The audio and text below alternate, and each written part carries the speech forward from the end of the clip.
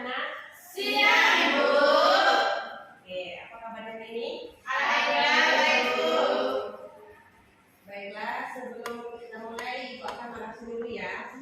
Baik, Bu.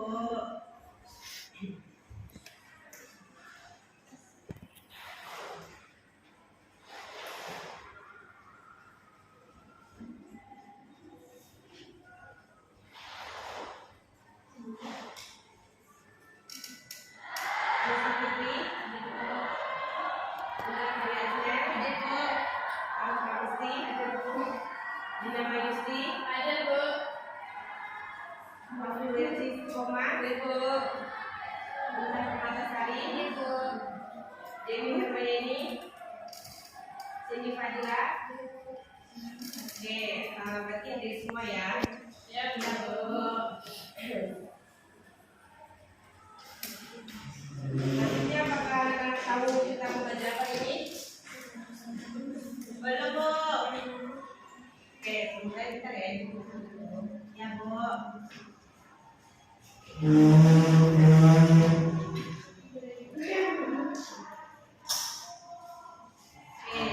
pada siang ini kita akan belajar tentang membangun kesadaran diri. Sebelumnya apakah anak tahu apa itu kesadaran diri? Belum tahu, Bu. Oke,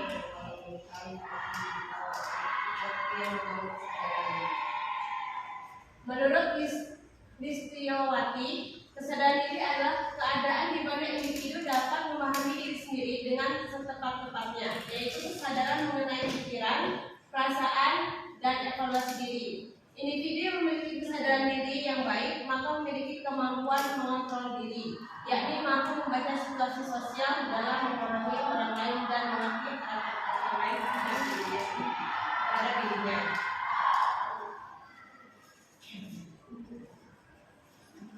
Sedangkan menurut Koswara, kesadaran diri adalah sebagai kapasitas yang memungkinkan manusia untuk mengamati dirinya maupun membedakan dirinya dari dunia atau orang lain. Serta kapasitas serta kapasitas yang memungkinkan manusia untuk menempatkan diri di dalam waktu seperti masa kini, masa lampau, atau masa depan. Oke, kita lanjut lagi. Jadi kesimpulan dari kesadaran diri yaitu kemampuan seseorang dalam memahami kesadaran pikirannya, perasaannya, dan evaluasi diri sehingga dapat mengetahui kekuatan, kelemahan, dorongan, dan nilai yang terjadi pada dirinya dan orang lain. Individu dengan kesadaran diri yang baik bisa membaca situasi sosial, memahami orang lain, dan mengerti harapan orang lain terhadap dirinya sehingga dapat merefleksi diri, mengamati dan mengenali pengalaman termasuk mengendalikan emosi. Dari pengertian kesadaran diri tadi, apakah ada yang ingin ditanyakan? Tidak, Bu. Oke, kita bisa lanjutkan ya. Baik, Bu. Baiklah, selanjutnya yaitu cara membangun kesadaran diri. Cara membangun kesadaran diri ada 5. Yang pertama meditasi, yang kedua memusatkan perhatian, yang ketiga juga pendengar yang baik, yang keempat mengevaluasi diri sendiri, dan yang terakhir itu mendengarkan pendapat orang lain tentang diri kita sendiri. Contoh dari mediasi ini di dalam Islam, contoh dari meditasi ini seperti berwudu dan melaksanakan sholat. Kalau contoh dari memusatkan perhatian ini, tentunya kita seperti mencurahkan diri pada Allah dalam sholat itu kita seperti berdoa. Dan yang ketiga jadilah pendengar yang baik. Cara membangun diri ini, jadilah pendengar yang baik ini seperti yang ketiga jadilah pendengar yang baik, yaitu contohnya seperti misalnya kayak kita terjebak pada orang lain gitu kan, kita cerita dari cerita kita sambil mendengarkan, itu juga bisa membangun kesadaran diri dalam diri kita.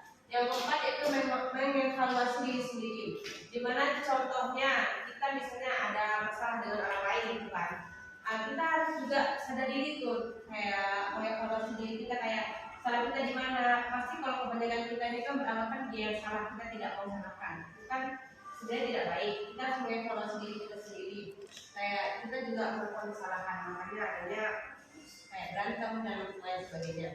Mendengarkan pendapat orang lain tentang diri kita. Itu tuh kayak misalnya ada orang lain itu memberitahu tentang bagaimana kita ke dia, itu harus kita dengarkan gitu. Kayak kita harus bisa menerima apa pandangan orang lain terhadap diri kita. Itu juga cara membangun kesadaran diri. Oke, selanjutnya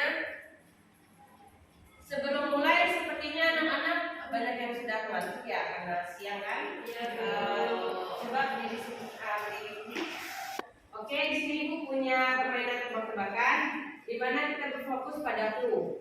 Akan diberi contoh dulu ya. Contohnya bumi itu bulat. Pertanyaannya 1 tambah 80 sama dengan, kita bisa jawab. 81 Bu. Salah. Ada lagi? 85 Bu. Salah. Ada lagi bisa jawab? Tidak Bu. Tidak. Oke, hanya kasih tahu jawabannya itu 4. Kenapa Bu? Karena gini, kita berfokus pada clue. Kan tadi itu bilang berfokus pada clue. Clue-nya itu bumi itu bulat. Itu terdapat dari 4 kata. Oke, paham Bu. Oke, namanya ya. Matahari itu besar. Pertanyaannya 7 tambah 5 sama dengan jawabannya 3 Bu. Oke, benar. Udah mulai fokus saya yang lain. Coba kasih pertanyaan lagi, oke? Oke Bu. Siang itu dingin. Pertanyaannya 10 kurang 5 sama dengan, oke, benar. 3 Bu. Oke, udah mulai fokus ya. Itu kasih satu pertanyaan lagi deh.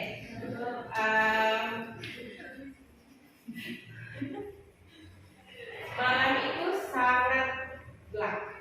Pertanyaannya 10 ditambah 50 sama dengan, oke, kita Bu. oke, jawabannya benar. Jadi udah mulai fokus ya. Sudah, Bu. Oke, kita lanjutin lagi untuk menjelaskan materinya. Oke, selanjutnya itu manfaat kesadaran diri.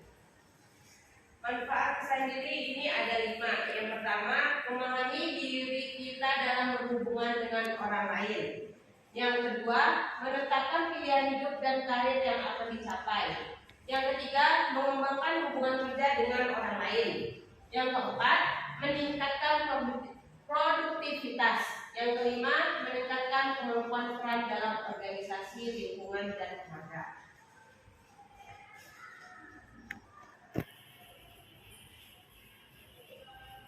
Selanjutnya, jenis-jenis kesadaran diri. Jenis-jenis kesadaran diri yang pertama yaitu kesadaran diri publik atau ekstrovert. Di mana kesadaran diri publik ini terjadi saat seseorang menyadari bagaimana dirinya ada di hadapan orang lain. Kesadaran ini umumnya muncul pada situasi di mana kita menjadi pusat perhatian, misalnya ketika memberikan presentasi.